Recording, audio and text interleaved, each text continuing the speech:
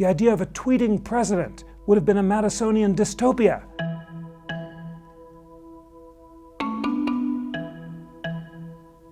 Madison said in Federalist 10 that direct communication between representatives and their constituents was an evil to be avoided because it could hasten mob rule. Think of the president's tweets, and this is not just President Trump, President Obama was the first tweeting president, insulting people, putting them down, angrily denouncing them.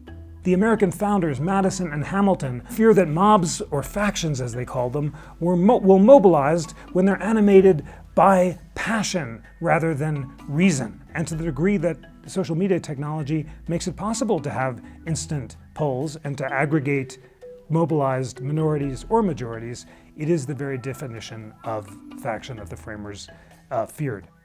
Why were the founders afraid of mob rule? First of all, they blamed it for the fall of Athens. They thought that once the Athenian assembly of 5,000 people deliberated face to face, they were misled by silver-tongued demagogues. Demagogues means speaking to the people. The framers are concerned that mobs will elect populist demagogues who will threaten liberty.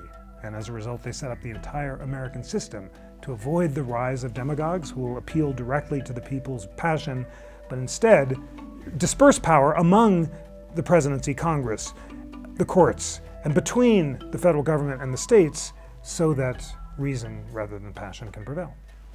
Now, it is quite obvious today that so many of the cooling mechanisms that the framers put into place have dissipated. The Electoral College became a rubber stamp. The Senate and the House are as polarized as the rest of America. Perhaps the most dramatic cause of polarization and exacerbator of faction is social media. Passionate arguments are more likely to be shared on social media than those based on reason. The central solution that the framers saw to the problem of mob rule was education.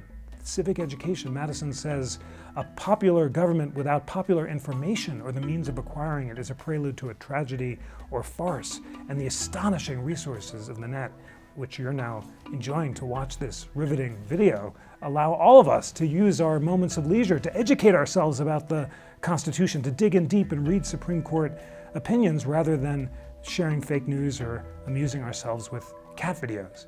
We need to ensure that fundamental decisions about the nature of our democracy are not made in quick, passionate bursts, but instead made slowly so that lots of people can listen to lots of different arguments that they might agree or disagree with, and we can make a considered, reasonable judgment.